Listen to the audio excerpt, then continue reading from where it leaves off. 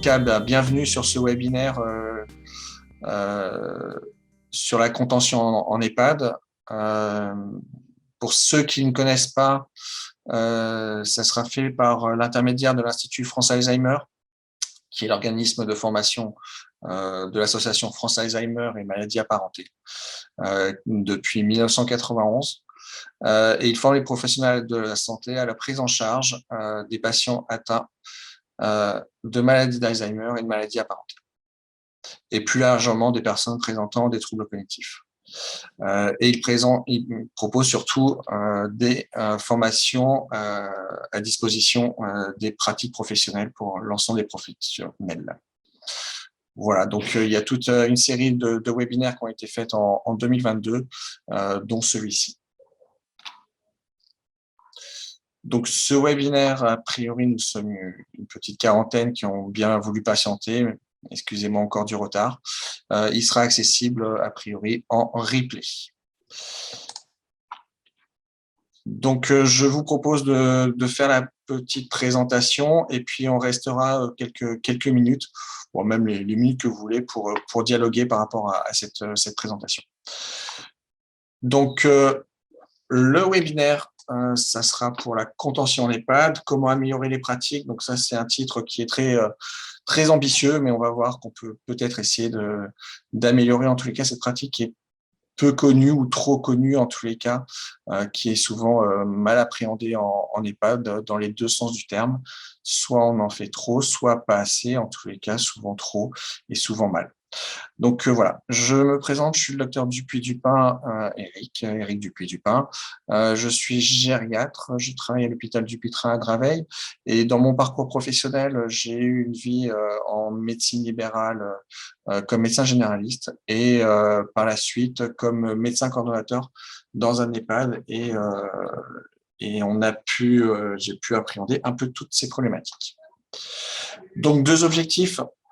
Aujourd'hui, appréhender le cadre légal et éthique de la contention, vous allez voir, c'est plutôt assez rigolo et assez clairsemé. Et puis surtout, amener des pistes de réflexion pour une mise en place la plus adaptée s'il doit y avoir contention. Et je vais vous montrer que l'idéal, ça serait de ne pas en mettre. Donc, de quoi parle-t-on au niveau de la contention ? Souvent, il y a des problématiques pour savoir exactement ce qu'est la contention. Vous verrez, je vais vous donner deux définitions qui sont importantes à mes yeux, mais chacun peut mettre la définition qu'il veut. En tous les cas, ce n'est pas ça. Comme vous voyez, là, on voit de la contention veineuse. Donc, on contient bien les veines dans les jambes de la dame qui est ci-dessous, mais c'est pas du tout ça.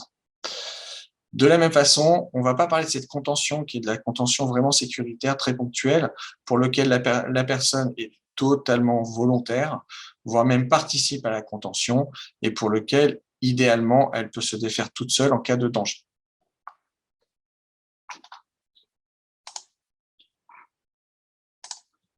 Donc, on va plutôt parler de ces contentions-là. Donc, vous verrez un petit module sur l'architecture, mais ça va être très rapide. Sur la contention médicamenteuse, en tous les cas, je vais vous en parler, mais l'idéal, c'est vraiment de ne pas en faire. Psychologique et essentiellement physique. Donc, voilà un exemple de contention architecturale. Nous envoyons des spationautes dans l'espace. Ils sont très contenus dans leur petit véhicule de transport. Et comme vous voyez, la dame a l'air d'être fortement inquiète de ce que lui raconte le monsieur. Si elle veut sortir, ça va être très compliqué. Donc, en tous les cas, on peut se retrouver dans cette situation-là, aussi bien en EHPAD, avec effectivement un patient ou un résident qui va être dans la situation soit du monsieur, soit de la dame, mais en tous les cas, être contenu d'un point de vue architectural. De la même façon, si on élargit, dans la vie, on n'est pas libre de nos mouvements totalement, puisque au moins sur des frontières, nous nous retrouvons en difficulté, puisque nous ne pourrons pas aller où nous voulons et quand nous voulons. Ça, c'est une très belle image, en tous les cas, sur la contention médicamenteuse. Et souvent, dans les pratiques médicales et en EHPAD ou ailleurs, et entre autres en établissement de santé, on peut être tenté de remplacer la contention physique par de la contention médicamenteuse. Je ne vous ferai pas la litanie effets secondaires des différentes thérapeutiques qui peuvent être mises en place, mais en tous les cas, chaque thérapeutique doit avoir une indication très précise et une durée d'action très précise, et en tous les cas, un arrêt le plus rapide possible. En tous les cas, nous, on va parler de cette contention-là. Donc là, c'est l'extrême de la contention, avec effectivement un patient potentiellement dangereux pour lui ou pour autrui, et pour lequel on va essayer de le sécuriser. Donc, comme là, vous voyez, là, on est vraiment au maximum de ce que l'on peut faire. On va essayer de voir comment on peut ne pas en arriver là. Donc, deux définitions, comme je vous l'ai dit. La première, elle est positive, donc c'est la définition du référentiel Mobical, donc qui dit que le terme contention recouvre tous les moyens mis en œuvre pour limiter les capacités de mobilisation de tout ou partie du corps ou pour limiter la libre circulation des personnes dans un but sécuritaire pour une personne ayant un comportement jugé dangereux ou mal adapté. Dans cette définition-là, tous les termes sont extrêmement pesés et importants. Si on les prend à l'inverse, on voit tout de suite l'indication. L'indication, ça sera de poser l'indication d'un comportement jugé dangereux ou mal adapté pour la personne ou la personne qui l'entoure.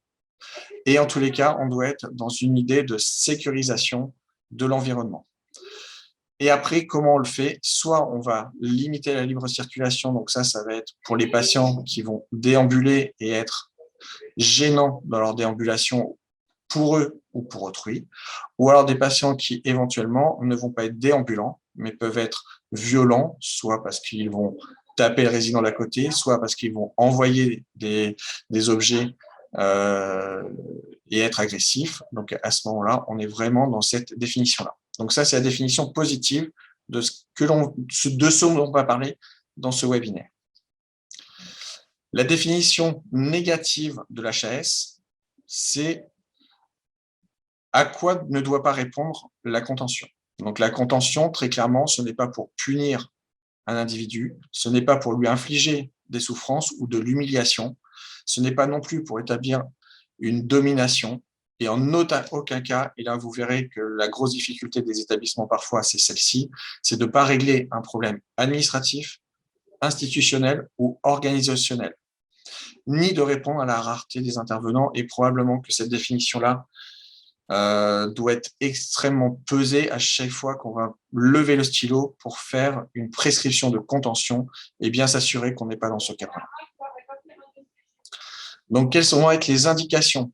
Les indications les plus reconnues en EHPAD, ça va être limiter le risque de chute, limiter la déambulation, limiter l'agitation et l'agressivité, et limiter le risque de fugue.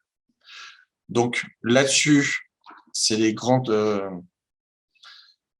titres, mais c'est le risque de chute potentiellement dangereux chez un patient qui a d'autres comorbidités. Ça va être la déambulation qui peut être gênante, voire très gênante, voire dangereuse. L'agitation, agressivité qui va également être extrêmement gênante, et éventuellement la fugue si on veut une contention plus architecturale. Donc, quand vous voyez ces indications de contention, on est totalement à 180 degrés des objectifs de prise en charge voulus dans un EHPAD, qui est de rechercher l'autonomie, de préserver le libre choix, d'avoir du matériel et une architecture adaptée et d'avoir des formations adaptées.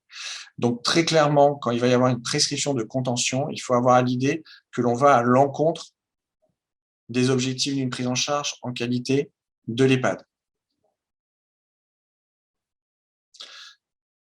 À cela, il faut s'assurer qu'on n'est pas dans les risques de la contention, qui vont, pour le résident, être très nombreux. Comme vous pouvez le voir, quand on va contentionner un patient, le premier risque, c'est la chute. Comme vous le savez tous, parce que j'ai l'impression que vous êtes tous professionnels, quand vous avez un patient pour lequel on va faire une contention, par exemple, au fauteuil, la première chose qu'il va faire quand on va enlever la contention, c'est essayer de se lever. Un patient qui a été pendant plusieurs heures au fauteuil, vous pouvez essayer chez vous, vous partez en avant et en général, vous chutez. Donc, vous vous retrouvez dans la situation où, au moment de retirer la contention, le patient va se mettre en danger et on va être dans un cercle extrêmement vicieux par rapport à ce risque de chute. De la même façon, pour l'agitation et l'agressivité, en général, un patient, d'autant plus s'il n'a pas toutes ses fonctions cognitives, vous l'entravez, la première chose qu'il va faire, c'est être agité et agressif. voire très agressif. On va augmenter en général les troubles du comportement et à partir de là, on va générer des risques de dénutrition, de déshydratation, de désocialisation, parce que très clairement, le patient qu'on attache et qui crie du matin au soir, en général, les professionnels ont du mal à aller vers lui, mais les autres résidents également. Et on va se retrouver rapidement dans une perte d'autonomie, une traumatisation. Donc là, c'est un peu les arguments pour vous motiver à avoir le moins de recours à la contention. Donc ça, c'est le cadre, on va dire, global de la contention. À partir de là, on va parler un petit peu de ce qui est dit dans la loi et dans les recommandations, on va dire, de bonnes pratiques professionnelles. Donc, si on se penche sur que dit la loi, il n'y a pas grand-chose. Mais on a quand même quelques textes. Le premier texte, et dès le départ, vous allez comprendre très rapidement la difficulté de la contention, c'est la définition, dans tous les cas, la Déclaration universelle des droits de l'homme de 1948, qui dit très clairement que tout individu a le droit à la vie, ça c'est plutôt sympa, mais surtout à la liberté et à la sûreté de sa personne. Et nous allons être, dans ce webinaire, mais dans la pratique, toujours à peser entre la liberté d'aller et venir et la sécurisation physique et psychique du résident.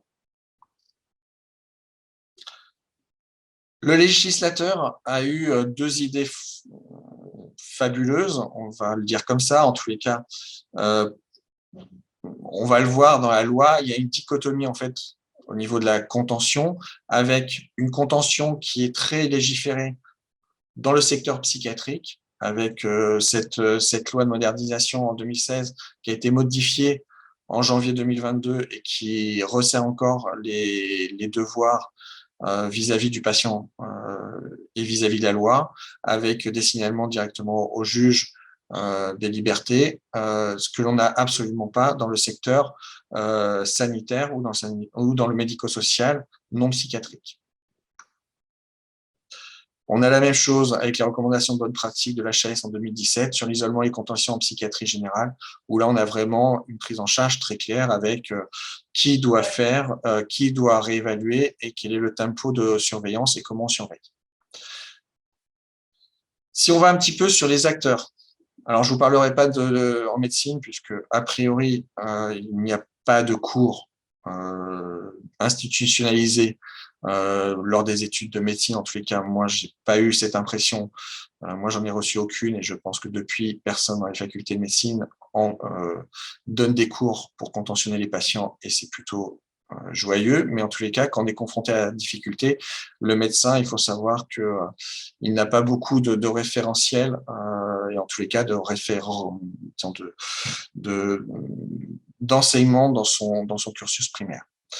En revanche, quand on regarde les rôles propres des IDE, excusez-moi pour les quelques fautes d'orthographe, on voit que dans les rôles propres, on a le dépistage et évaluation des risques de maltraitance, donc très clairement, quand on met une contention, on est dedans. En tous les cas, dans ce dépistage et l'évaluation, on est dans l'installation de la personne avec une position en rapport avec sa pathologie et son handicap, et on verra que si on veut mettre en place une contention, il faut y penser dès le départ. Et surtout, il y a les recherches des signes de complications pouvant survenir chez un patient porteur d'un dispositif d'immobilisation ou de contention.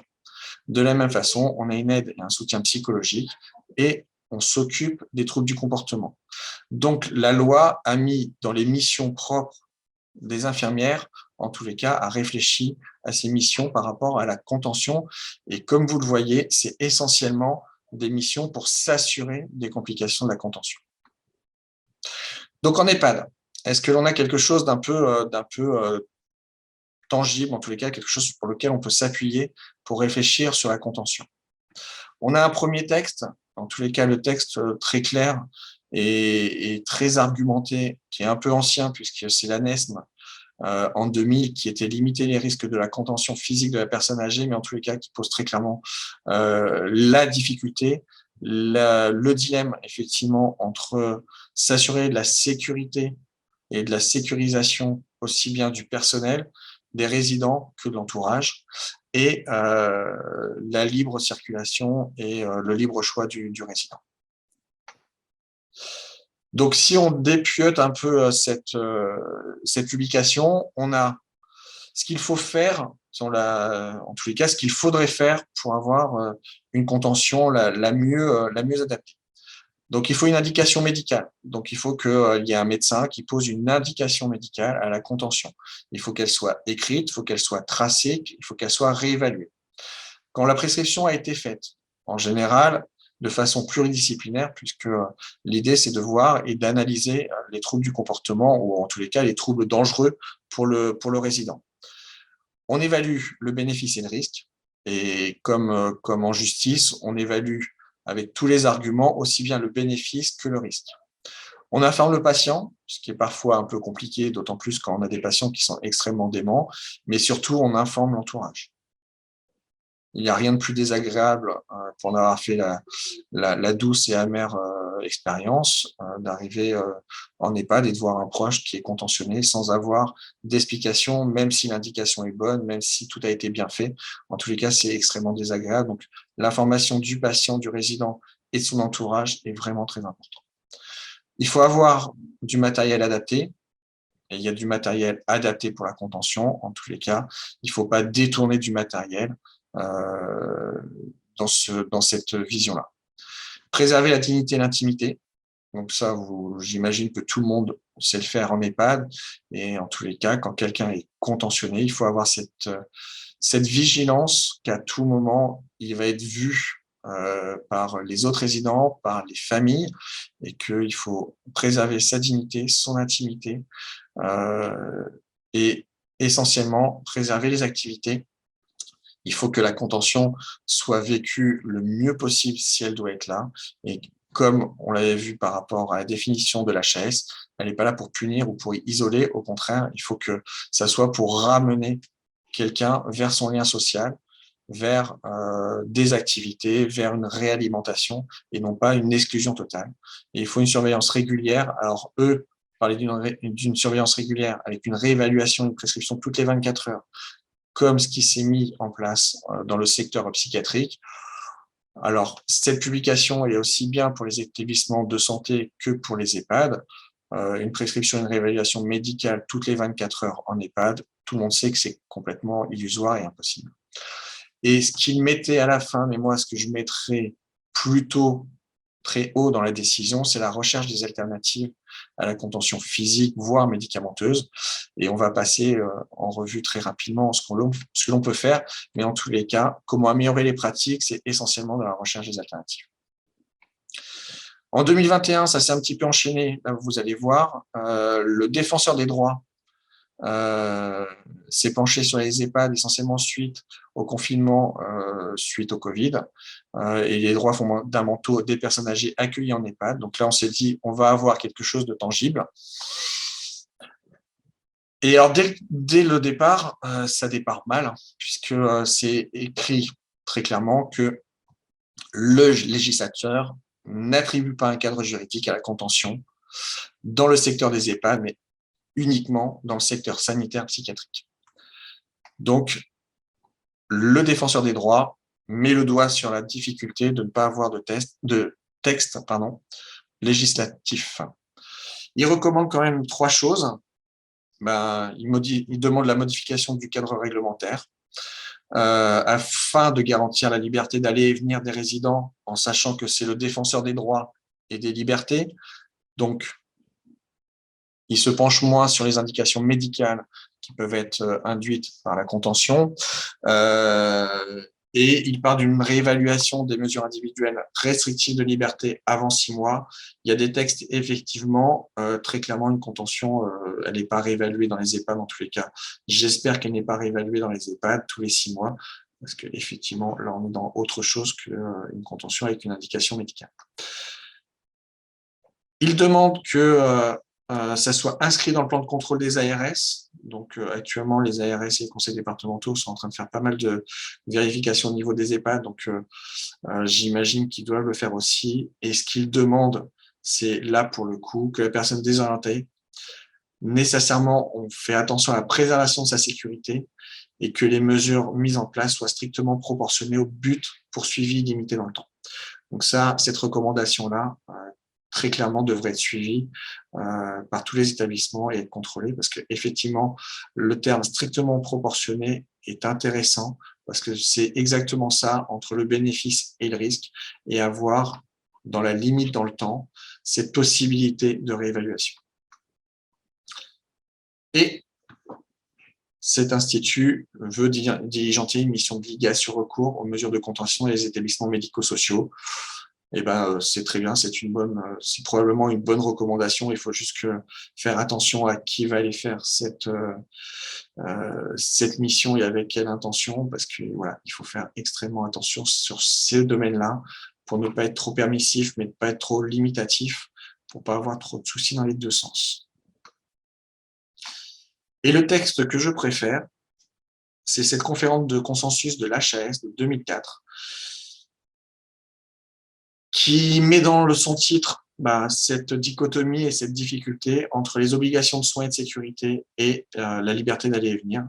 Très clairement, c'est le texte le plus intéressant à lire dessus, parce qu'il va vous montrer quelle est la difficulté. Et entre autres, ce texte de 2004, donc il y a 18 ans, explique pourquoi légiférer dans les EHPAD par rapport à la contention peut être d'une grande difficulté, parce qu'effectivement, on peut se retrouver dans soit une limitation totale des contentions au strict minimum, et à ce moment-là, ça veut dire un rebasculement sur le sanitaire des patients avec des troubles du comportement pouvant être agressifs, et à contrario, si on est trop permissif, d'avoir des dérives.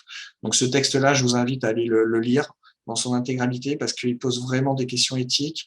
Il pose également, et je pense que c'est extrêmement intéressant, la difficulté de la contention dans le sanitaire, qui va être plus ponctuelle, et dans le médico-social, où là, on va être dans un lieu de vie, donc on va être sur du plus long terme, et pas sur du ponctuel, mais sur une réflexion à longue échéance, et que la difficulté, et en tous les cas la réflexion sur la bénéfice et le risque, doit être faite de façon totalement séparée. Et puis, vous avez une publication qui est toute neuve, qui est de mars 2022, qui est l'HAS, qui est le manuel d'évaluation de la qualité des établissements et services sociaux et médico-sociaux. Donc, vous vous attendez à ce qu'il y ait effectivement des certifications HAS dans les EHPAD, et que dans ce manuel-là, très clairement, il y a un critère qui s'appelle les professionnels soutiennent la liberté d'aller et venir de la personne accompagnée. C'est un critère impératif, ce qui veut dire que si il n'est pas mis en place, il n'y aura pas de certification éventuellement pour les EHPAD si c'est mis en place. Et très clairement, dans ce critère-là, on parle d'une prescription en cas de contention, et cette mise en place de contention doit être, en tous les cas, suivie, prescrite et surveillée. Donc voilà un petit peu dans quel cadre on va s'amuser. Donc, est-ce que par rapport à ça, on se retrouve dans quelque chose de totalement impossible en EHPAD?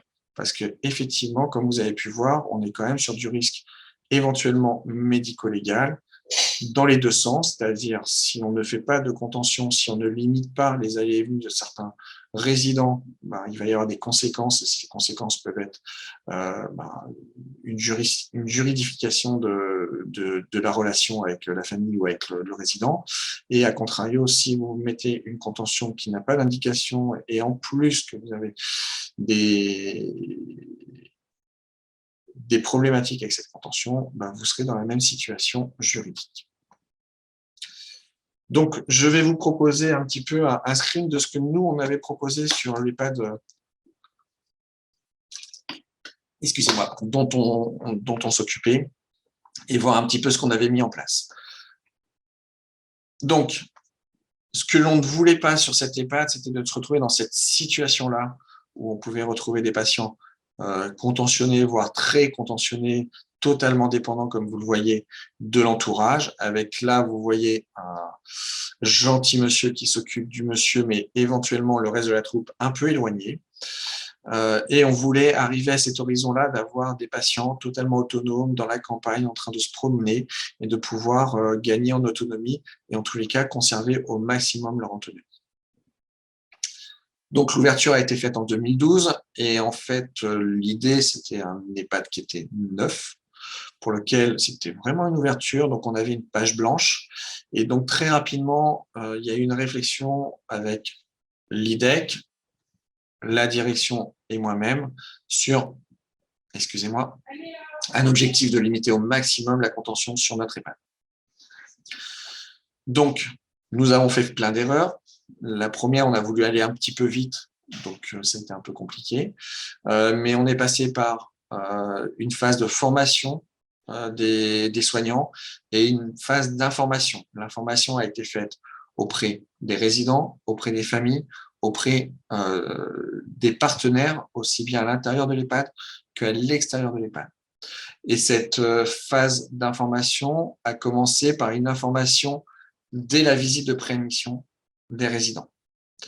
Ce qui permettait, pour des patients qui étaient sur des GIR plutôt 3, 4, 5, d'aborder cette possibilité-là au moment où le patient avait, sur le résident, pardon, avait des capacités cognitives importantes, une famille qui était à l'écoute, et de ne pas se retrouver dans une information de crise, mais vraiment une information dès le départ, à l'entrée, pour dire que l'objectif de notre prise en charge, c'était de ne pas recourir à la contention, mais que éventuellement on pourrait y recourir, mais dans un cadre très carré, avec une information en amont, des objectifs et un retrait le plus tôt possible. Quel a été l'impact? Donc l'impact pour les résidents a été massif et très rapide, puisque les résidents, en fait, de parler de la contention, et pour certains résidents, entre autres les résidents qui avaient l'expérience de l'EHPAD de l'extérieur, soit parce qu'ils avaient eu quelqu'un de leur famille qui avait été en EHPAD, un conjoint, un parent, et le moment où arrivé en EHPAD, une des visions de l'EHPAD, c'était les patients, les résidents qui criaient, qui déambulaient, qui pouvaient être agressifs et pour lesquels il pouvait y avoir des mises en place de contention. Donc ça, cette vision de la maison de retraite old school, certains résidents l'avaient, donc de positionner et de leur expliquer que a priori, nous ne contenions pas nos résidents. Et en tous les cas, si on devait le faire, c'était avec une prescription, une réflexion et une information. Ça a eu un impact très positif sur les résidents. Sur les familles, de la même façon, puisque c'est quand même l'une des angoisses des familles de se retrouver avec des résidents qui sont en perte d'autonomie et entre autres avec des contentions. Donc ça, l'impact positif, en tous les cas, d'en discuter, a été massif également. Les professionnels de l'EHPAD, impact positif, mais pas direct. C'est-à-dire que quand on a expliqué aux gens qui venaient pour postuler et aux gens qui étaient dans l'institution qu'on allait limiter au maximum les contentions, on a eu quand même des difficultés au départ et avec des vraies angoisses. Et les vraies angoisses qu'on n'avait pas bien perçues au départ, mais on y a beaucoup travaillé, c'est les angoisses du personnel de nuit. Quand on a commencé à expliquer que les barrières de lit n'étaient pas une vraie sécurisation et devaient être pris comme une contention, c'est vrai qu'on a eu quelques angoisses et des professionnels qui étaient assez dubitatifs sur ce que l'on voulait faire. Donc, on a fait pas mal d'erreurs au départ sur la communication et sur la formation. On a essayé d'être meilleur par la suite et après, on s'est retrouvé avec des professionnels qui ont porté une volonté dans ce sens-là. Et les professionnels extérieurs, là, par contre, l'impact a été plus que positif, puisque les médecins traitants se sont retrouvés dans une situation où ils ne se faisaient pas agresser matin, midi et soir, comme moi j'ai pu le ressentir quand j'étais médecin traitant, d'avoir une prescription parce que le patient était gênant, parce que le patient déambulait trop, parce qu'il était agressif, et de se retrouver à faire une prescription de contention avec un médecin traitant qui connaît plus ou moins le résident, mais surtout ne connaît pas les équipes, ne connaît pas le matériel que l'on peut mettre en place, et pour lequel il n'a probablement pas tout le temps imparti quand il vient en EHPAD pour réfléchir pendant 1 heure ou 1 heure et demie sur toutes les alternatives et tout ce qu'on peut mettre en place avant une contention. Donc, dire aux médecins traitants qu'on allait faire sans contention, ça a libéré nos partenaires et ça a motivé pas mal de médecins traitants à venir travailler avec nous. Les kinés, de la même façon, l'impact a été plus que positif parce que la hantise du kiné, s'il y en a dans la salle, la hantise du kiné, la hantise de l'ergothérapeute, la hantise du psychomotricien, c'est quand même d'avoir des gens qui soient contentionnés au fauteuil pendant toute la journée et pour lequel l'objectif de la famille est il faut qu'il remarche. Alors moi, personnellement, pour avoir discuté avec pas mal de professionnels, c'est quand même difficile. On désadapte très rapidement les gens dès qu'on les contentionne au fauteuil, donc il faut avoir ça à l'esprit. Et on ne peut pas demander au kiné de faire courir quelqu'un qui est contentionné matin, midi et soir. Les partenaires labo-pharmacie, de la même façon, nous ont dit et rassuré sur ce qu'on voulait mettre en place en disant qu'on était un EHPAD un peu particulier par rapport aux autres. De la même façon pour les équipes mobiles de gériatrie qui venaient nous aider sur des difficultés et entre autres, parfois pour des réflexions sur des contentions, est-ce qu'on les met ou est-ce qu'on les met pas, on demandait à nos partenaires, entre autres équipes mobiles, entre autres réseaux, par exemple réseau de soins palliatifs, de venir nous aider dans la discussion. Et de la même façon, les tutelles ont salué notre démarche, aussi bien quand l'ARS venait sur l'établissement que le conseil départemental, de la même façon par rapport aux associations d'usagers ou de familles. Donc les professionnels de l'EHPAD, on en a parlé. Et pour les familles, qu'est-ce qu'il y a eu comme impact? Eh ben, très rapidement, ça s'est su. Très rapidement, il y a eu un bouche à oreille. Très rapidement, on a eu des demandes de prise en charge pour des patients qui étaient contentionnés dans d'autres EHPAD, vous vous doutez bien, ce qui a créé parfois certaines difficultés, entre autres quand on refusait de prendre en charge les patients parce que malheureusement, on n'avait pas de place. Et il y a un autre écueil, c'est que les patients avec des troubles des comportements importants, on peut avoir une bonne prise en charge s'il y a un ratio important, comme vous le verrez tout à l'heure, de professionnels et faire très attention à ne pas surcharger les professionnels parce qu'à ce moment-là, on va très rapidement sur des dérives en termes de prise en charge. Donc, comme je vous l'ai dit, on en parlait directement et très librement en visite de préadmission. On a informé les familles sur ce que l'on pouvait faire, ce que l'on ne pouvait pas faire, quelles étaient les difficultés.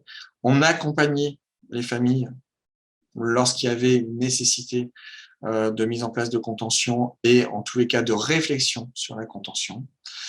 Et quand on a commencé à faire en visite de préadmission, réfléchir sur la contention, on a eu aussi un écueil, mais qui était plutôt agréable, puisque on va dire qu'on a amélioré la situation du futur résident, c'est que finalement, beaucoup de familles nous ont dit que la contention chez les patients avec des troubles du comportement à l'intérieur de la famille, à l'intérieur de l'appartement, à l'intérieur du pavillon, était mise en place entre des gens qui étaient contentionnés la nuit avec des barrières, voire avec de la vraie contention physique, se retrouver avec des résidents pour lesquels on retirait la clé de l'appartement et est enfermé dans l'appartement du matin au soir parce que les gens avaient peur qu'ils fuguent. Donc cette contention qui était mise en place de façon extrêmement anarchique et pas toujours bien réfléchie par l'entourage, finalement on amenait une réponse dans l'EHPAD et en tous les cas une réflexion. Et il y a eu par contre aussi un autre écueil, c'était lors des hospitalisations de nos résidents, parce qu'on avait quand même des résidents avec de forts troubles du comportement puisqu'on avait une unité protégée. Et lorsqu'ils étaient hospitalisés, très rapidement, on se retrouvait avec des gens qui étaient contentionnés à l'hôpital et probablement avec de très bonnes raisons, entre autres quand on avait des déments déambulants qui allaient débrancher toutes les perfusions du service. Et là, les familles nous appelaient très rapidement pour qu'on reprenne le plus tôt possible les résidents. Donc, c'est vrai que le relationnel avec nos partenaires hospitaliers a été important aussi, de leur expliquer un petit peu quels étaient nos objectifs à nous. Et ça a permis de libérer, la parole, et deux, ça permettait aussi aux hospitaliers de nous envoyer des patients, on ne va pas dire en aigu, mais presque, soit en HAD, soit sans HAD, mais en tous les cas pour libérer très rapidement le résident dès qu'il avait plus besoin de soins aigus et qui retrouve une autonomie, en tous les cas l'autonomie qu'il avait sur la résidence. Donc les résidents, on en a parlé. Et donc, est-ce que sur les indications de la contention, ça a eu un impact? Donc, comme on a vu, la contention, normalement, c'est fait pour qu'il y ait moins de chutes. Est-ce que le fait qu'on ne contentionne pas les gens, est-ce qu'il y a eu plus de chutes? Est-ce qu'elles étaient plus graves? Il y a eu un petit avant, un beaucoup après, il n'y avait pas plus de chutes. Est-ce qu'elles étaient plus graves? Clairement non, puisque on avait des gens qui chutaient, mais qui chutaient moins dénutris, très clairement, moins désadaptés, pour lequel on pouvait faire de la kiné. Donc, on n'avait pas de chute plus grave, voire même moins grave. Et quels étaient le profil des chuteurs? Chez nous, c'était plutôt des chuteurs en pleine forme et qui chutaient pour de bonnes raisons et pour lesquels on faisait des bilans de chute un peu exhaustifs. Est-ce qu'on mettait plus de médicaments? Et est-ce que les résidents étaient plus légers? En fait, pour les médicaments, non, puisque en fait, quand on cherchait les alternatives, souvent les alternatives, c'était plutôt augmenter la présence de professionnels auprès des patients qui avaient des troubles du comportement. C'était également, et ça a été un gros travail qui a été fait par l'ensemble des professionnels, c'était repérer à quel moment les patients avaient des troubles du comportement. Et à ce moment-là, de pouvoir individualiser, quand c'était possible, la présence de rééducateurs, de psychologues, d'infirmiers, d'aides-soignants, éventuellement de médecins, au moment où le patient ou le résident avait des troubles du comportement. Et un exemple tout simple, on avait un résident extrêmement déambulant, qui avait une tendance, lui, par contre, à chuter en fin de journée, mais il chutait parce qu'il était épuisé d'avoir tourné en rond toute la journée.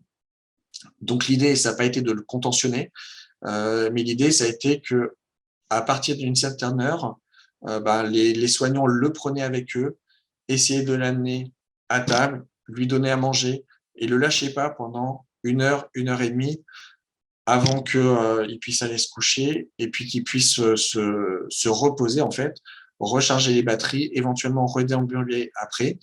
Mais il n'y avait absolument pas besoin de contention avant, puisque en fait, l'idée, c'était d'avoir une action au moment du risque de chute. Donc, est-ce que les patients étaient plus légers? Non, puisqu'on avait un PMP qui était proche de 300 et un GMP qui était proche de 800 ou 900.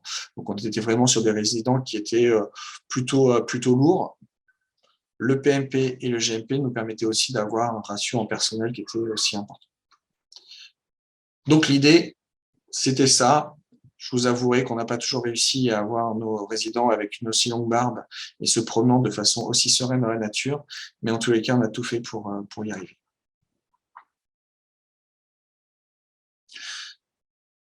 Donc voilà un petit peu, je vais vous donner quelques idées pour que vous puissiez améliorer vos pratiques. Et vous allez voir, il y a 3-4 slides qui sont plutôt, j'espère, pédagogiques et didactiques et pas trop, comment dire, j'allais dire barbantes, mais c'est pas ça. Mais en tous les cas, vous donner des pistes de réflexion. Donc il faut, pour améliorer les pratiques par rapport à la contention, qu'il y ait une décision politique de diminution de la contention et de l'isolement. Quand on dit politique, c'est-à-dire qu'il faut que la décision vienne d'en haut et qu'elle ruisselle sur tout le personnel. C'est pas un IDEC tout seul, c'est pas un médecin tout seul, c'est pas une direction toute seule, c'est vraiment l'ensemble de la politique, de la structure qui doit aller vers une diminution de la contention et de l'isolement. Et très clairement, il faut qu'on soit sur une diminution et toujours avoir l'idée qu'il y a de vraies indications à la contention. L'isolement, on va l'oublier parce que c'est vraiment un terme psychiatrique et en EHPAD, c'est à mon avis hors de question de faire de l'isolement, mais faire de la contention, il peut y avoir une réelle place, mais en tous les cas, il faut qu'elle soit le mieux placée au minimum et que surtout, on sache quand on la met et le plus important, c'est quand on la retire. Parce que souvent, il y a de bonnes raisons pour mettre une contention et souvent, au bout de quelques jours ou quelques semaines, s'il n'y a pas une réflexion pour quand est-ce qu'on la retire et pourquoi on l'a mise, souvent on devient sur une routine et à ce moment-là, on a des complications. Il faut qu'il y ait une mise en place des associations de patients et en tous les cas que dans la prise en charge, ça soit vraiment une prise en charge globale de l'institution et de tout ce qui gravite autour de l'institution, aussi bien association de patients, représentants des usagers, représentants la CVH, et en tous les cas que tout le monde soutienne cette élimination alors de l'isolement et la diminution de la contention, ce qui veut dire aussi que les résidents qui sont autour puissent avoir, malheureusement ou heureusement, le respect de certains troubles du comportement et que, comme on peut l'avoir, certains résidents ou certaines familles ne supportent pas le trouble du comportement du copain d'à côté et puissent mettre une pression pour aller sur des mesures de contention. Je pense entre autres aux résidents effectivement très gênants qui se promènent de chambre en chambre, qui peuvent être très dérangeants, mais pour lesquels il faut avoir une réflexion, et la réflexion, elle est systémique avec tous les partenaires de l'EHPAD et pas que sur le résident, mais avoir une réflexion et une prise en charge de tout le monde. Mission très compliquée. Donc, il faut qu'il y ait une direction qui défende la politique de diminution à tous les niveaux, donc une vision, une politique institutionnelle, un plan d'action, une collection, une utilisation des données. Et ça, très clairement, il faut, pour les gens qui sont sur des EHPAD, qui sont déjà dans le jus, il faut avoir une photo de qu'est-ce que l'on a mis en contention. Est-ce qu'on fait de la contention? Est-ce qu'on a une réelle vision de ce que l'on fait? Est-ce qu'il n'y a pas de la contention un peu déguisée, entre autres, quand on met l'adaptable, quand on met le déambulateur un peu loin, bah ça c'est de la contention, on va dire sans le vouloir ou en le voulant, mais en tous les cas, si la personne ne peut se déplacer qu'avec son déambulateur, si vous lui mettez à l'autre bout de la pièce, eh ben, c'est une contention. En tous les cas, avoir cette vision très très longitudinale et horizontale de ce que l'on fait, et avec des vraies données, ce qui permettra aussi, quand on met une politique en place, une nouvelle politique, et on demande un changement de vision, un changement du soin, d'avoir une donnée au départ, une donnée à l'arrivée, et de voir si ça a été amélioré ou pas, et si ça a été amélioré, dans quelle proportion, et est-ce que l'objectif de départ a été assouvi ou pas.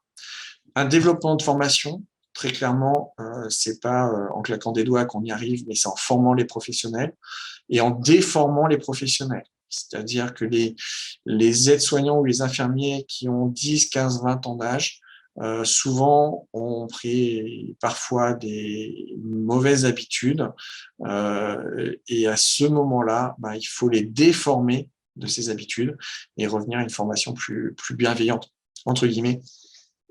Dans tous les cas, de bien réfléchir et de la même façon, avoir un retour sur les pratiques professionnelles, c'est probablement très, très important si on veut la mettre en place. Et tout ça, donc, pour un changement de culture du soin.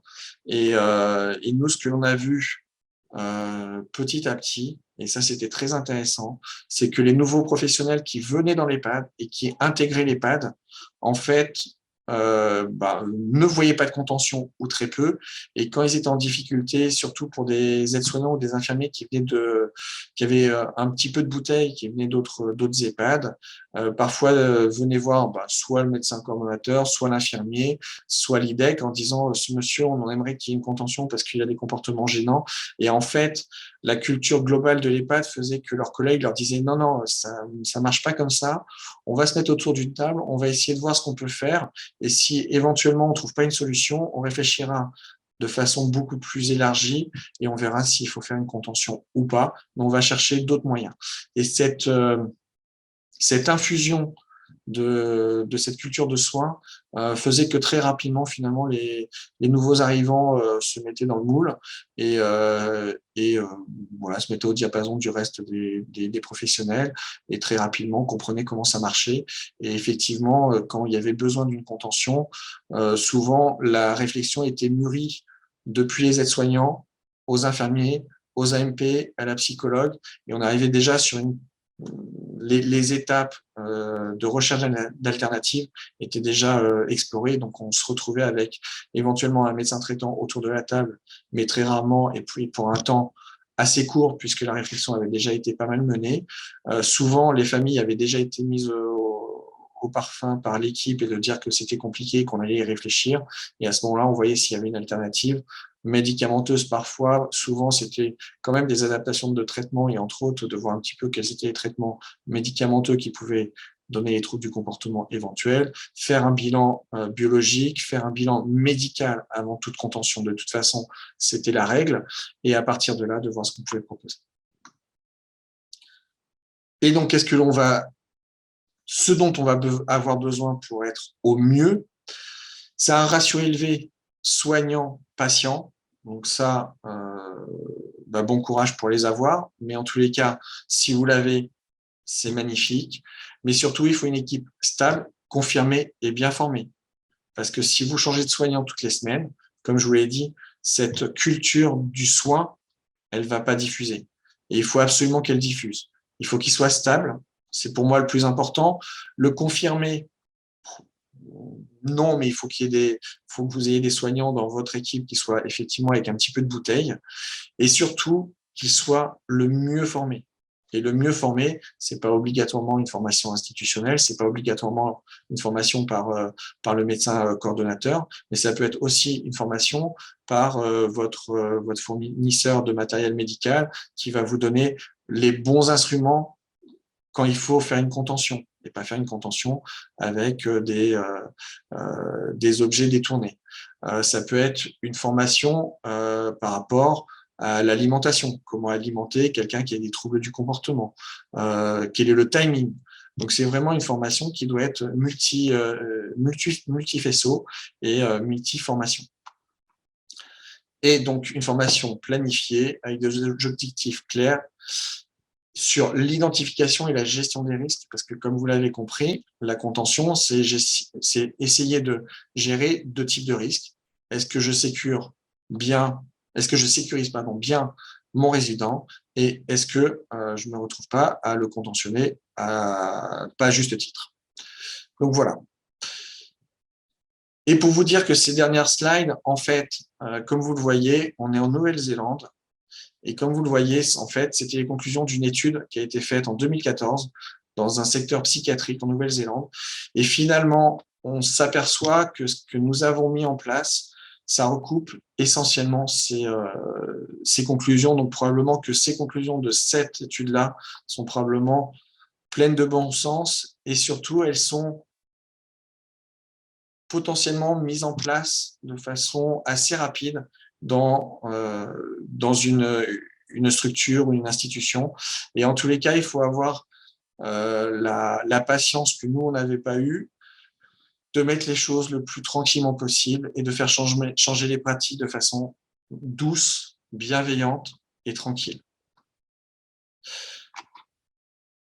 Donc,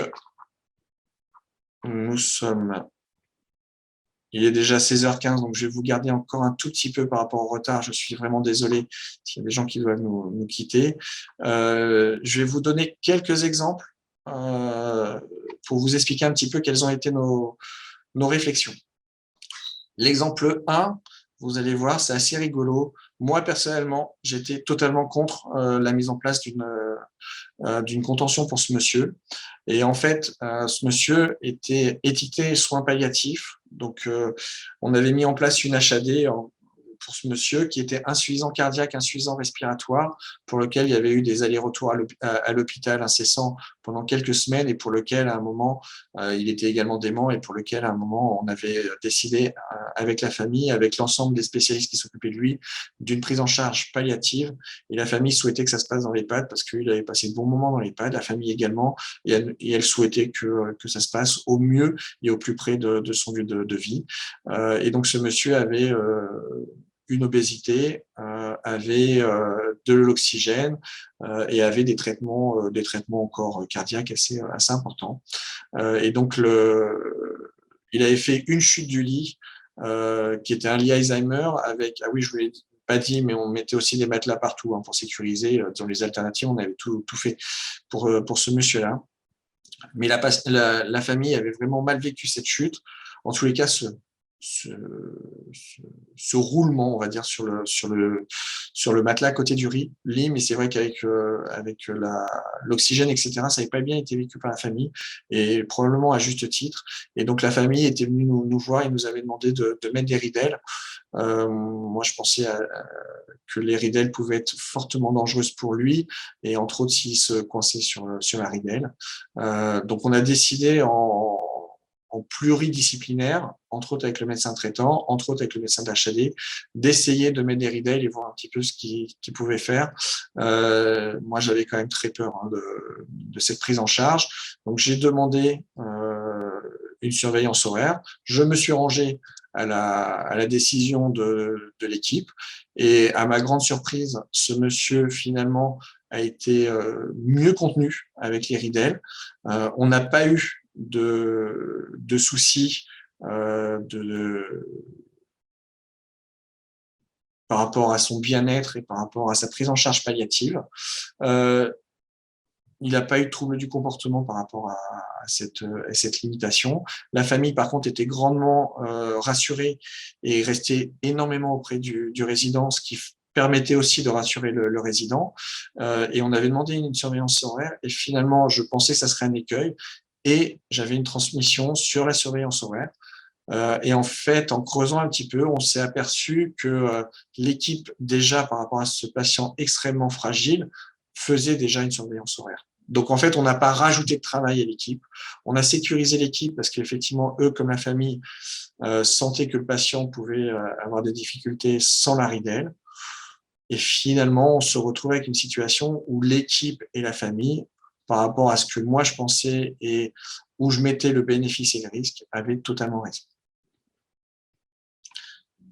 L'exemple 2, celui-là est extrêmement costaud et peut-être que vous l'avez vécu, mais celui-là est très costaud. On avait un patient hémiplégique avec une grosse aphasie, avec un caractère avant l'AVC très, très fort que je connaissais depuis très longtemps puisque j'avais suivi ce monsieur quand il allait très bien en médecine de ville.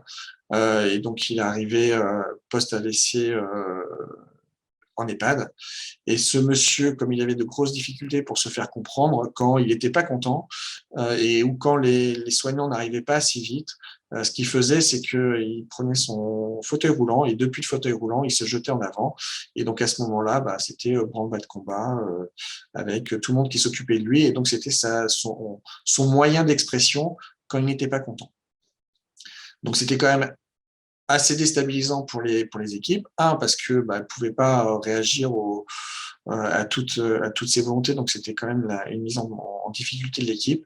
On se retrouvait aussi avec une difficulté médicale parce qu'ils se mettaient vraiment en insécurité et en difficulté. Et on avait cette grande difficulté de prise en charge pour ce patient. On a discuté avec le médecin traitant qui était ouvert à tout et surtout à ne pas faire de contention. On a réfléchi et effectivement, lui avait quand même du mal et surtout, il ne voulait pas qu'il y ait des complications orthopédiques ou neurologiques pour ce patient. Donc, on a décidé de façon pluridisciplinaire de lui mettre une contention au fauteuil avec du matériel totalement adapté que l'on a mis au petit soin avec l'ergothérapeute qui a été spécialement payé par l'EHPAD et on a regardé ce qui se passait. Alors, je vous le dis tout de suite, le premier jour, le patient l'avait bien prévenu, il nous a dit oui, je suis d'accord. En tous les cas, il nous a fait comprendre qu'il était d'accord. En fait, il était d'accord pendant que tout allait bien. Et puis, rebelote, il n'était pas content. Et il a fait la même chose que d'habitude, il s'est projeté en avant. Sauf que là, il s'est projeté en avant avec le fauteuil roulant dans le dos. Et donc, cette chute-là a quand même été beaucoup moins appréciée par l'ensemble de l'institution. Donc, ce monsieur-là, on a enlevé tout de suite la contention. Et l'effet aussi secondaire plutôt positif, c'est que lui a arrêté en fait de s'exprimer comme ça et on a essayé de trouver des modalités pour qu'il s'exprime de façon plus simple et en tous les cas moins traumatique pour lui. Le troisième exemple, alors ça, je l'ai rencontré 2 ou 3 fois, c'est des gens qui voulaient changer d'EHPAD, comme je vous l'ai dit, avec une idée de vous ne faites pas de contention dans votre EHPAD. Et ce jour-là, j'ai retrouvé un monsieur en visite de préadmission, contentionné de haut en bas sur son fauteuil roulant, avec une épouse qui me disait qu'elle voulait changer d'EHPAD parce que là-bas, il lui faisait pas assez de kiné et que le monsieur n'arrivait pas à marcher. Et quand je lui ai demandé pourquoi il était contentionné, elle m'a dit qu'elle refusait qu'il puisse chuter et que s'il chutait, de toute façon, elle allait porter plainte contre l'EHPAD d'où il venait. Donc, on a essayé de lui expliquer que ça serait compliqué également chez nous, de pouvoir lui assurer que son mari allait remarcher sans chuter, de retrouver une autonomie alors qu'il était girin sans risque de chute, ça nous paraissait pas possible et que une contention 24 heures sur 24 ne nous paraissait pas non plus évidente.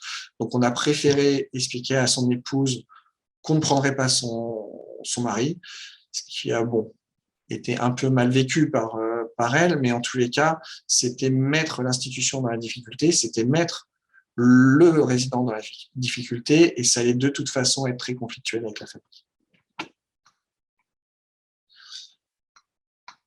Là, c'était une pathologie neurologique et là, pour le coup, cette dame-là est restée très longtemps dans l'EHPAD. Elle a dû rester 6 ou 7 ans dans l'EHPAD. C'est une dame qui avait une pathologie neurologique dégénérative sur le cervelet. Donc, en fait, cette dame-là avait des chutes uniquement dans le noir. Dès qu'elle avait de la lumière, en tous les cas, dès que ses fonctions cognitives ont été maintenues, en fait, les seules chutes qu'on avait, c'était dans l'obscurité. L'idée dès le départ avec la famille, c'était surtout de ne pas la contentionner et surtout de maintenir son autonomie. C'était une dame qui était capable de marcher.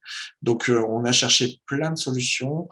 Et entre autres, on avait trouvé avec l'agent de maintenance la possibilité que dès que la patiente bougeait ou se levait de son lit, la lumière puisse s'allumer et à ce moment-là, elle ne chutait pas quand elle allait aux toilettes.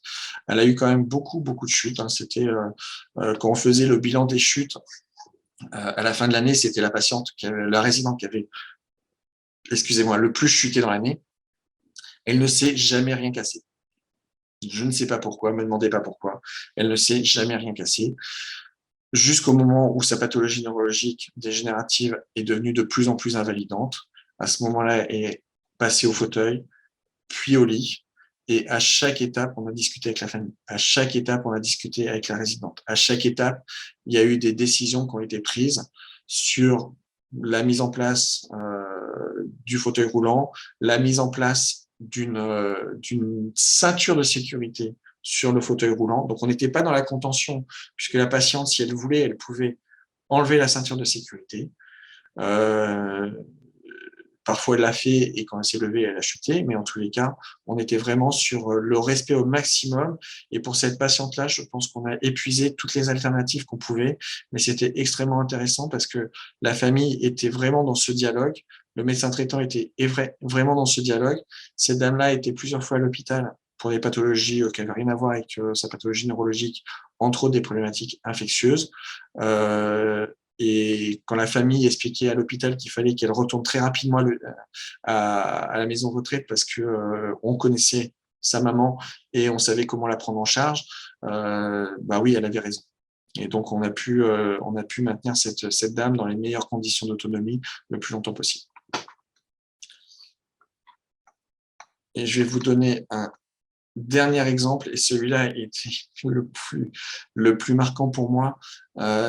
C'est un patient qui était atteint d'une pathologie démentielle avec des troubles du comportement majeurs, avec une agressivité majeure, pour lequel en fait j'ai été sollicité pour venir le voir directement dans l'hôpital où il était hospitalisé, par son gendre qui était médecin traitant dans l'EHPAD et par sa fille qui était médecin dans le territoire où on était, et en me demandant si je pouvais venir voir leur papa et leur beau-père afin de réfléchir pour rentrer dans l'EHPAD, et il voulait absolument que ça soit en unité protégée. Moi, quand j'ai vu le monsieur en VPA, il était grabataire au fond d'un fauteuil, contentionné, mais vraiment contentionné, avec aussi bien une contention physique que par neuroleptique, et avec un médecin hospitalier gériatre que je connais très très bien et qui ne fait d'habitude aucune contention, et qui m'a dit que ce monsieur-là, vraiment, ils avaient bien réfléchi avec la famille, avec tout le monde, et qu'ils étaient vraiment dans l'impossibilité de faire autrement.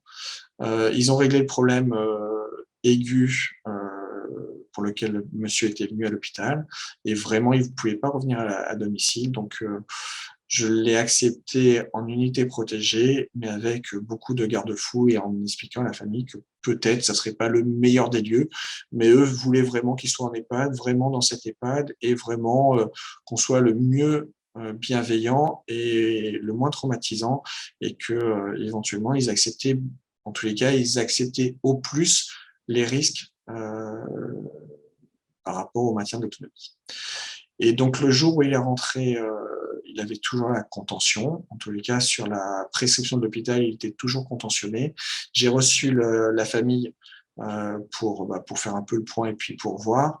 Et pendant que je m'entretenais avec la famille, j'ai eu l'aide-soignant de l'unité protégée qui m'a demandé s'il pouvait amener le patient, en tous les cas le résident, en kiné, parce que lui, il avait l'habitude d'enlever les contentions. Donc, il a enlevé les contentions, le monsieur s'est levé, ils ont commencé à discuter de certaines choses qui intéressaient le résident. Ils se sont bien amusés tous les deux et finalement, il a vu qu'il avait du mal à marcher, donc il m'a demandé s'il pouvait l'emmener en kiné. Ils sont partis tous les deux en kiné. Et après, la discussion de l'UP, bah, elle a été très posée parce qu'effectivement, c'est un monsieur qui est relevé d'une unité protégée parce qu'il avait vraiment des troubles du comportement qui allaient dans cette indication-là. Mais on ne l'a jamais plus contentionné parce qu'en fait, il était totalement adapté à la prise en charge.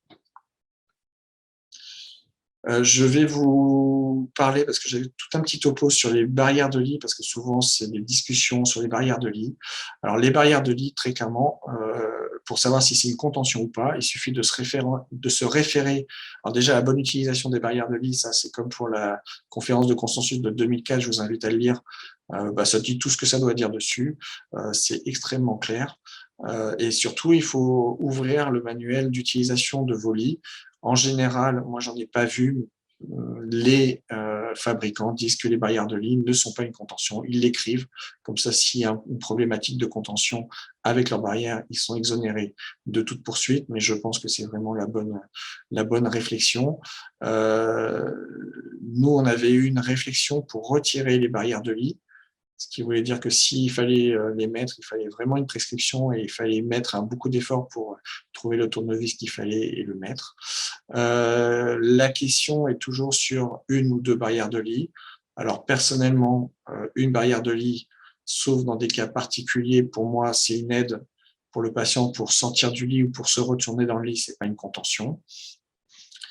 Et si le patient, et c'est ce qu'on avait institué, si le patient pensait qu'il était en sécurité avec les deux barrières de lit, pouvait l'exprimer et pouvait demander à n'importe quel moment de sortir de son lit, et on pouvait lui apporter cette sécurisation et la possibilité de sortir de son lit quand il voulait, à ce moment-là, c'était permis, mais avec une traçabilité et une surveillance comme si elle était mise. La seule différence, c'est qu'une barrière de lit prescrite doit être mise, et c'est pas quand le personnel veut. Et à contrario, si c'est le résident qui le voulait, on pouvait lui retirer dès qu'il le voulait. Mais effectivement, pour en avoir discuté avec certains résidents, et entre autres les avertir des risques des barrières, on avait certains résidents qui voulaient absolument avoir les barrières, parce que soit c'était utilisé avant chez eux, soit ils étaient sécurisés, en sachant qu'on avait dans toutes les chambres des lits Alzheimer, donc avec très peu de hauteur. Donc, l'indication des barrières de lit pour les lits, surtout quand ils ont des roulettes, c'est quand le patient est sur le lit et qu'on déplace le lit. Et éventuellement le sécuriser, mais c'est très peu. Les lits les plus intéressants, entre autres pour les gens qui ont besoin d'une barrière pour se retourner dans le lit, c'est les lits qui sont avec des demi-barrières, ce qui permet de pouvoir mettre les barrières hautes pour les sécuriser et ne pas mettre les barrières basses, parce que quand même, et c'est ce que dit la bonne utilisation, là, ce guide de la salle de 2006, c'est que quand le résident veut vraiment sortir du lit, il va sortir du lit et il va tomber de 30 cm plus haut avec des conséquences de chute beaucoup plus importantes. Donc vraiment, pour les gens qui ont des difficultés pour sortir du lit ou pour lesquels vous avez des doutes, mettre des matelas ou d'autres adaptations de l'environnement peut être fortement utile. Une petite précision pour les barrières de lit qui est intéressante sur ce guide, c'est quand on met des surmatelas, et entre autres les matelas anti-escar qui gonflent. Quand vous mettez la barrière, assurez-vous quand même du delta, puisque il faut, dans les normes, il faut que la hauteur entre le matelas gonflé et le haut de la barrière soit supérieure à 220 millimètres, ce qui fait 22 centimètres. Vous verrez les modèles de matelas curatifs anti-escar et les barrières. En général, vous n'avez pas ça, donc faites quand même extrêmement attention dans vos commandes de barrières et de lits.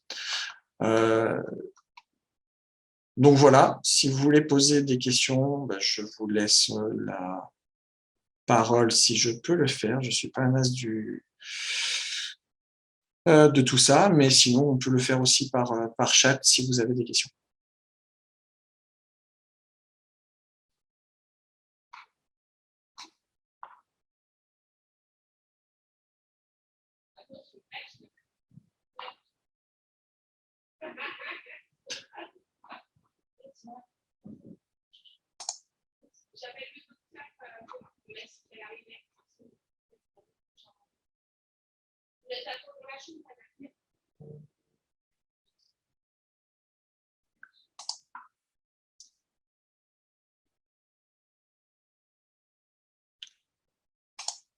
Est-ce que vous avez des questions, des interrogations, des reproches?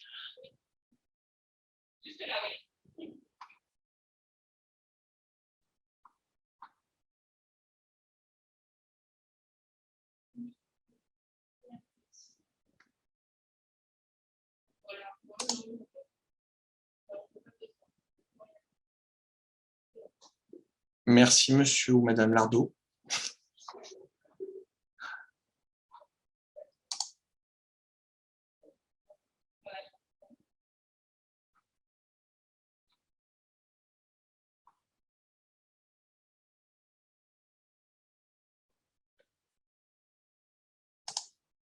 Merci beaucoup. En tous les cas, les messages importants, c'est vraiment d'avoir une réflexion pluridisciplinaire et par expérience, plus les gens sont proches du résident, plus souvent ils ont les ressorts et les alternatives possibles. Et de la même façon, au niveau des alternatives, il faut avoir, à mon avis, l'esprit le plus ouvert possible, parce que des fois, on a des choses très, très intéressantes. Entre autres, sur tout ce qui est médiation animale. On avait une famille avec un résident avec des gros troubles du comportement. Et finalement, dès qu'il y avait un chien dans la résidence, il était extrêmement calme, extrêmement attentif. De la même façon, on avait mis en place quelque chose d'assez, disons pour moi, très, très curieux. C'était que les assistantes maternelles du coin venaient régulièrement partager des moments avec nos résidents. Et étonnamment ou pas, dès qu'il y avait des enfants dans la place, en fait, les troubles du comportement s'amendaient pour pas mal de résidents. Alors, on faisait extrêmement attention. Il y avait énormément de personnel autour de tout le monde à ce moment-là. Mais c'est vrai qu'on avait une sensation d'apaisement par rapport à nos résidents. Et de la même façon pour les enfants. Certaines personnes nous disaient que les enfants avaient aussi un comportement totalement différent avec des patients âgés et des résidents âgés, et d'autant plus si ils avaient des troubles cognitifs, ce qui était vraiment extrêmement touchant souvent, et permettait d'avoir voilà, une vision très, très globale de la prise en charge.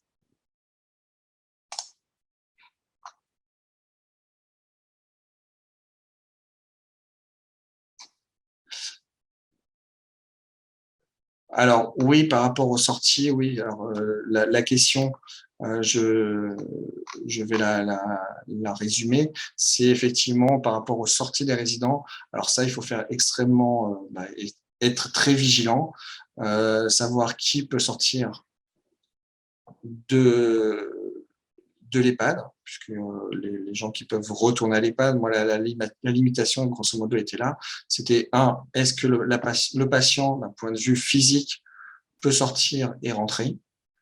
C'est-à-dire que si quelqu'un ne peut pas sortir physiquement, c'est pas la peine de lui tendre la porte. De la même façon, si quelqu'un ne retrouve pas sa porte dans l'établissement, il faut faire tout en sorte qu'il n'en sorte pas. Mais souvent, on essaye d'être trop, à mon avis, trop prudent. Il faut voir, d'autant plus quand vous avez par exemple des résidents pour lesquels ils peuvent être accompagnés par de la famille, par du personnel. Je pense que c'est important de limiter, de leur permettre de sortir au maximum. Et de la même façon, il faut être vigilant. Et là, c'est plus par rapport aux gens qui ont des risques de chute. Ne pas hésiter à employer des fauteuils roulants quand c'est possible dans votre environnement, parce que c'est pareil, hein, il y a certaines municipalités où les fauteuils roulants, c'est difficile sur les trottoirs, mais en tous les cas, ne pas hésiter à y réfléchir et à accompagner les soignants, c'est-à-dire que le soignant qui va accompagner le résident pour voir comment ça se passe, il n'y a aucun souci.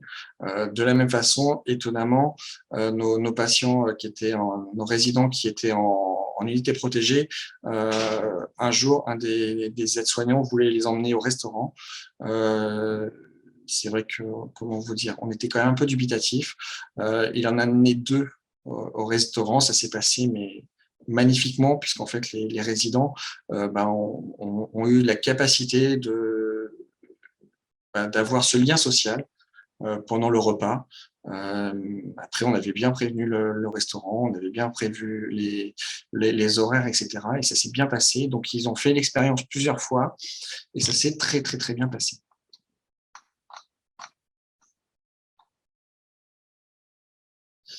Madame Bizette, si je prononce bien, j'espère, oui, vous êtes en fin de formation et vous espérez pouvoir mettre tout ça en pratique. Moi, j'espère surtout que vous allez pouvoir diffuser cette possibilité de changer en fait le logiciel de prise en charge des résidents, et vous verrez mais ça, j'imagine que dans vos formations vous l'expliquez, plus dans un environnement ça respire le bien-être et la sérénité, et plus les gens qui ont des troubles du comportement ne les auront pas. Alors, mettre un matelas par terre à la place des barrières est une bonne alternative. Oui, mais pas pour tout le monde. Et entre autres, il faut faire attention aux gens qui ont encore une bonne motricité. Faites l'expérience chez vous. Vous mettez un matelas devant votre lit. Le matelas, c'est quelque chose qui est fortement instable. Donc, vous risquez de vous lever et de vous casser la figure un peu plus loin. Donc, pour les gens qui sont on va dire, 2, et pour lesquels vous avez peur qu'ils puissent sortir du lit volontairement ou involontairement, je pense que le matelas, oui, par terre, est une bonne alternative. Si c'est quelqu'un qui doit aller aux toilettes, qui veut aller aux toilettes, qui a encore une bonne mobilité, il faut faire extrêmement attention, à mon avis. Après, c'est pareil, vous mettez en place une alternative, vous en discutez avec le résident, s'il est en capacité, vous en discutez avec la famille, vous en discutez avec le personnel, et vous voyez. Il y a des choses que l'on a mises en place, comme vous avez pu le voir dans les exemples, il y a des choses que l'on a mises en place qui n'ont pas marché, on est revenu en arrière. Essayez, c'est pas toujours l'adopter, mais si vous n'essayez pas, voilà. En tous les cas, moi, entre barrière et matelas, je préfère matelas, mais matelas ne veut pas dire toujours sécurité absolue. Donc, il faut faire attention. Et de la même façon, il faut faire attention à l'épaisseur du matelas. Donc, il faut voir. Et autre problématique avec le matelas sur les établissements, c'est l'entretien en termes d'hygiène et en termes de stockage. Donc, il faut réfléchir avant, mais c'est de très bonnes alternatives. On le fait aussi à l'hôpital. Donc, voilà.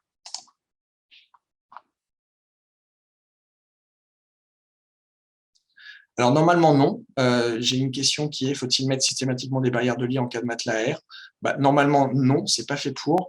Après là pour le coup, il faut vraiment se référer aux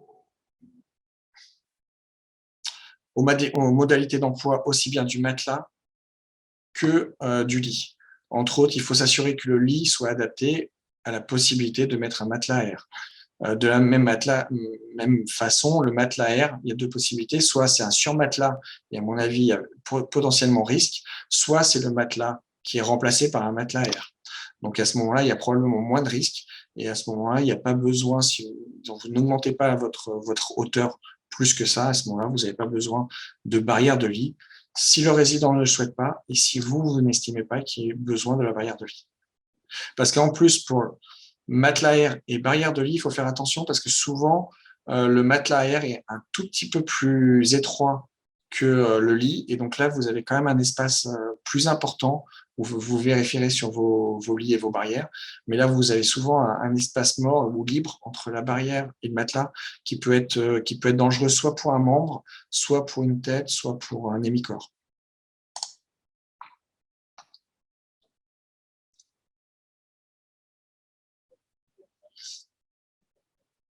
Alors pour Madame Lardot, parce que maintenant que je sais que vous êtes une dame, oui, très clairement, c'est la collaboration qui est le plus important dans la prise en charge.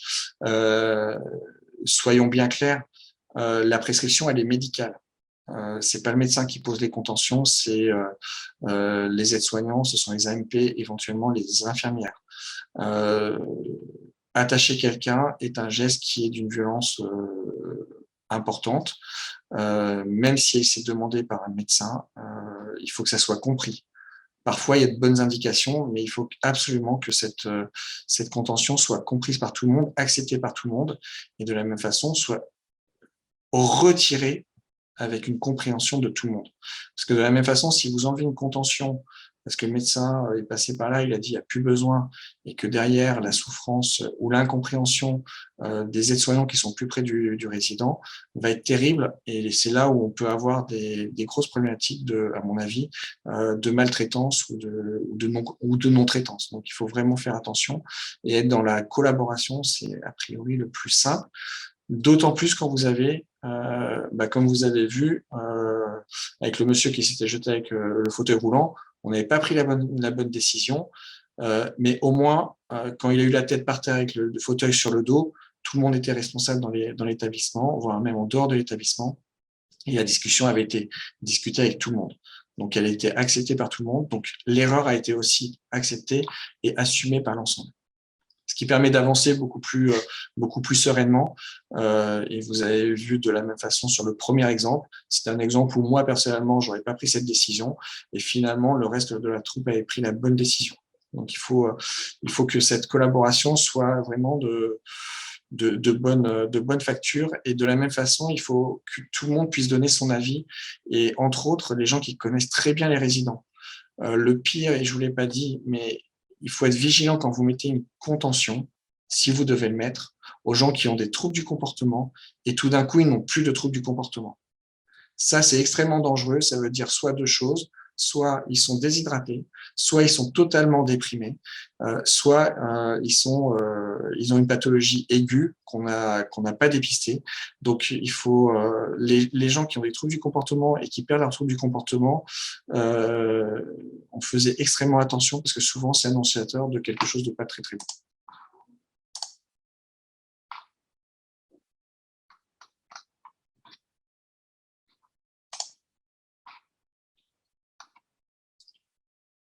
Alors, avez-vous le protocole de la mise en place de la contention dans la situation d'urgence? Ah oui, je vous en ai pas parlé, mais l'infirmière peut, en tous les cas, avait le libre choix de faire une contention en cas d'urgence pour un résident. Le protocole chez nous qui était écrit, c'était que s'il y avait une contention en urgence, et il y a de bonnes raisons, entre autres si le patient devient très violent, comme ça peut arriver, hein, un patient dans une salle de restauration qui commence à balancer tous les verres, la cafetière, etc., au travers de la tête, soit des résidents d'en face, soit du personnel, il faut faire quelque chose. À ce moment-là, c'était contention en urgence, sans prescription, parce que là, on est dans le maintien de la sécurité de chacun. En revanche, c'était téléphone au SAMU, envoi d'une ambulance ou de pompiers et direction les urgences. Parce que derrière une situation d'urgence et d'une agressivité disons, très ponctuelle et très massive, la première chose qu'il faut, c'est de faire un bilan somatique. parce que souvent on a des gens qui ont soit une infection, soit une déshydratation, soit d'autres choses, mais en tous les cas, il faut trouver une bonne raison à cette situation, et en tous les cas, le maintien dans l'EHPAD n'est absolument pas voulu, et il faut vraiment que quelqu'un vienne. Alors, avez-vous eu recours à des organismes de formation? Alors, sur la formation en contention, j'en ai jamais trouvé. C'est un domaine peu connu, très limite, vous avez vu au niveau législatif, donc c'est très border en termes de formation pour les faire. Donc voilà, moi j'essaye d'en faire et j'en faisais sur mon organisme d'EHPAD, et j'essaye de le faire aussi via l'Institut français Alzheimer. Mais en tous les cas, la vraie formation, c'est effectivement c'est de donner des pistes et de voir, parce que comme vous avez vu, il y a tout ce qui est aussi architectural, tout ce qui est ratio de personnel, et on ne fera pas du tout la même chose sur l'EHPAD A et sur l'EHPAD B. Et de la même façon, nous, l'avantage, c'est qu'on avait commencé avec cette philosophie dès l'ouverture de l'EHPAD, ce qui nous permettait de ne pas changer le logiciel, surtout des familles. Parce que vous êtes tous plus ou moins, ou en tous les cas tous professionnels. Les familles ont aussi leur mot à dire, et c'est très important d'avoir l'avis des familles, parce qu'ils sont aussi source d'alternatives parfois, et donc c'est très important d'avoir ce lien. Intervenez-vous dans les EHPAD actuellement? Non.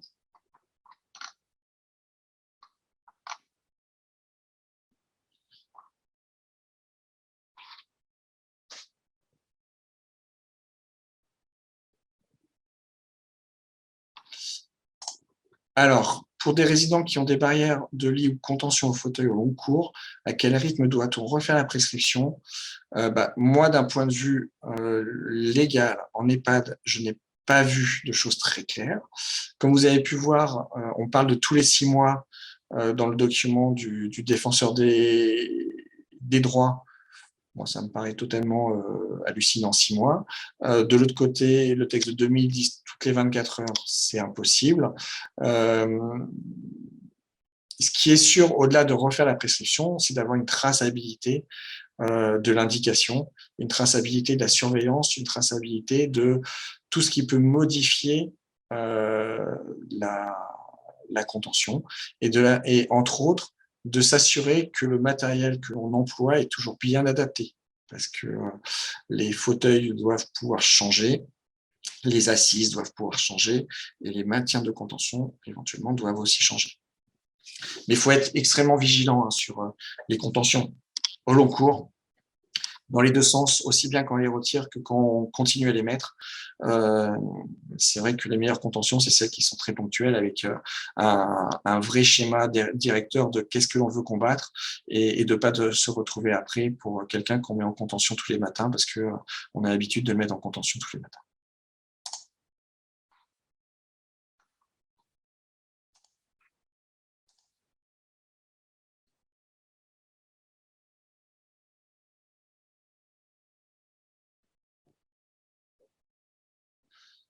Et entre autres, alors pour les médecins coordonnateurs, et ça, c'est le rythme par rapport aux prescriptions. C'est tout le dialogue. Alors après, c'est EHPAD par EHPAD.